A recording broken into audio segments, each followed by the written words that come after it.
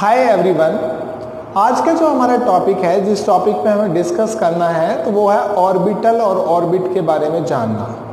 अब से पहले हमने शेल के बारे में अब तक जान लिया है कि शेल क्या होता है। ये न्यूक्लियस होता है और न्यूक्लियस के चारों तरफ ऐसे यहाँ पर ये एक एनर्जी के पैकेट्स होते हैं जिन्हें हम यहाँ पर के, एल और एम बोलते हैं यहाँ पर।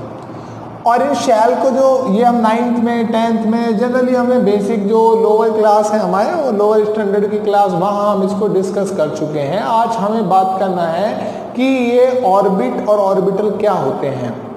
तो रियलिटी में जो ऑर्बिटल की डेफिनेशन बनती है वो तो ये बनती है कि N orbital is the dimensional shape around the nucleus with in which the probability of finding an electron maximum, या इजी लैंग्वेज में आप ये बोल सकते हैं the maximum probability of finding electron around the nucleus is known as orbital। यानी जहां पर इलेक्ट्रॉन के पाए जाने की संभावना अधिकतम होती है वो आपकी होती है orbital. All orbit except s orbital have directional in characteristic, ये उसकी क्वालिटी है। पहली बात तो न्यूक्लियस के चारों तरफ का वो क्षेत्र, यहाँ मान लो सेंटर में न्यूक्लियस है और उसके चारों तरफ वहाँ वो क्षेत्र जहाँ पर इलेक्ट्रॉन के पाए जाने की संभावना, probability of finding of electron is maximum होती है, वो आपके पास होता है ऑर्बिटल। इलेक्ट्रॉन के न्यूक्लियस के चारों तरफ इलेक्ट्रॉन के पाए जाने की संभावना जहाँ पर होती है वो ऑर्बिटल होता है। और जितने भी ऑर्बिटल होते हैं एस ऑर्बिटल को छोड़कर सारे डायरेक्शनल होते हैं। It represent the 3 dimensional motion of an electron around the nucleus. जो न्यूक्लियस के चारों तरफ ये 3 डायमेंशनल मोशन होता है। और जैसे हम समझने की कोशिश करते हैं इसको कि ये हमारे पास शेल होती है के, एल, एम। अब ये जो सेल होता है एक एनर्जी लेवल होता है। क्या होता है? Energy level. Main energy level है शेल आपकी। अब शेल के अंदर ये आपके हुए शेल, और शेल के अंदर यानी कि उसमें सब सेल होती हैं, सब सेल। अब सब सेल कितनी होती हैं भाई, ये आप जानते हो, एस, पी, डी और एफ। ये आपके पास सब सेल होती हैं, एस, पी, डी, एफ, ये आपके पास सब सेल हैं। अब ये जो एस, पी, डी, एफ है, इन सब सेल के अंदर, ये सब सेल के अंदर अपने होते हैं ऑर्बिटल। यहाँ पर होते हैं ऑर्बिटल आपके पास। जैसे हम बात करें कि अगर हम पी सब सेल की बात करते हैं तो पी सब सेल के अंदर हम बात करेंगे तो यहाँ ये मैं पी के अंदर यहाँ पर 3, यहाँ पर पी एक्स, पी वाई और पी जेड यहाँ बात कर रहे हैं। तो ये P X, P Y, P Z क्या है, यानी कि जो मैंने पी सब सेल है, पी सब सेल में मैक्सिमम इलेक्ट्रॉन 6 हो सकते हैं, एस में 2 हो सकते हैं, डी में आपके पास 10 हो सकते हैं, एफ में आपके पास 14 हो सकते हैं। एस में कितने हो सकते हैं? 2, पी में कितने हो सकते हैं? 6 और डी में 10 और एफ में 14 हो सकते हैं मैक्सिमम इलेक्ट्रॉन। पी सब सेल है अपने पास।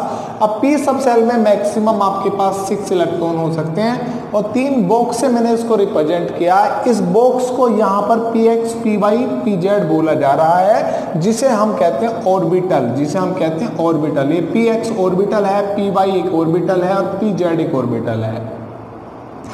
अब यहाँ हम बात करें ऑर्बिट की। ऑर्बिट क्या है? एक well defined circular path around the nucleus. Nucleus के चारों तरफ एक वेल डिफाइंड सर्कुलर पाथ होता है इन विच इलेक्ट्रॉन रिवॉल्व, जहाँ पर इलेक्ट्रॉन रिवॉल्व करता है। Orbits do not have any directional characteristic.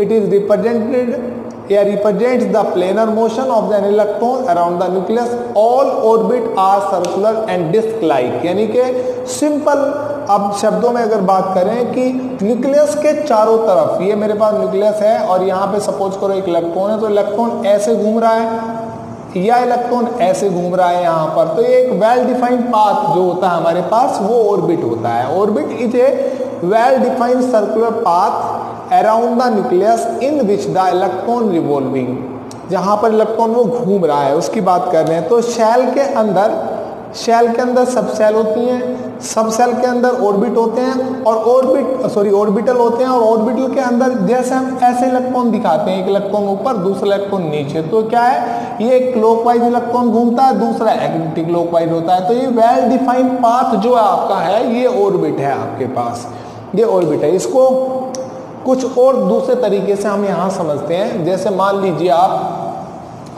आपने नाइट्रोजन लिया, क्या नाइट्रोजन, यहाँ पर ये नाइट्रोजन लिया एग्जाम्पल के तौर पे नाइट्रोजन का एटॉमिक नंबर 7 होता था, 2 और 5 ऐसे आप बात कर सकते हैं यहाँ पर। ये तो हमने 10th में ही पढ़ा है। अब हम 11th के हिसाब से अगर हम देखें अफबाउ रूल के मुताबिक इसका इलेक्ट्रॉनिक कॉन्फ़िगरेशन बनाएं तो 1s2, इसके लिए मैं अलग वीडियो बनाऊंगा, अफबाउ रूल के लिए मैं एक सेपरेट वीडियो बनाने वाला हूँ, वो आप देखना। 1s2, 2s2 और 2p3, यहाँ पर 7 हो गए। देखो यहाँ पर आप देखो बात इसकी वही है। देखो 1s में आप देखें यहाँ पर 1s में देखें यहाँ पर आप केवल 2 इलेक्ट्रॉन है, टोटल 2 के देखें तो यहाँ पर देखो 5 हैं। अब मैं ये बताना चाहता हूँ कि न्यूक्लियस है मेरे पास, आप देखो 1s यहाँ पर है और 1s जो आपके पास जिसे मैं 1s बोल रहा हूँ, ये 1s मिलकर के k को बना रहा है। ऐसे ही 2s और 2p मिलकर के, ये 2s है आपके पास और ये 2p है, 2s में 2 इलेक्ट्रॉन है, 2p में 3 है, दोनों मिलकर के क्या बना रहा है आपके L को बना रहा है। क्या बना है? L को बना रहा है। तो क्या हुआ K सब सेल के अंदर 1s है और L सब सेल के अंदर 2s भी है और 2p भी है। तो 2s और 2p ये सब सेल है और 2s में मैं आपको कहूँ कि 2 इलेक्ट्रॉन है, 2s को एक ब्रैकेट से ऐसे शो करूँ, इसमें 2 इलेक्ट्रॉन मैं ऐसे शो कर दूँ, तो ये एक इलेक्ट्रॉन दूसरा इलेक्ट्रॉन, ये इलेक्ट्रॉन एक ऐसे घूम रहा है तो दूसरा अपोजिट डायरेक्शन में घूम रहा है। तो ये सर्कुलर जो पाथ है ये आपके पास में ऑर्बिट हुआ। ऐसे ही 2p की बात करूं, 2p में आपने यहाँ पर 3 बॉक्स बनाए क्योंकि मैक्सिमम आपके पास कितने और इलेक्ट्रॉन हो सकते हैं, वो 6 हो सकते हैं और एक बॉक्स में हम 2 इलेक्ट्रॉन को शो करते हैं, एक क्लॉकवाइज और एक एंटी क्लॉकवाइज ऑर्बिट पाथ के हिसाब से। तो 1 2 3।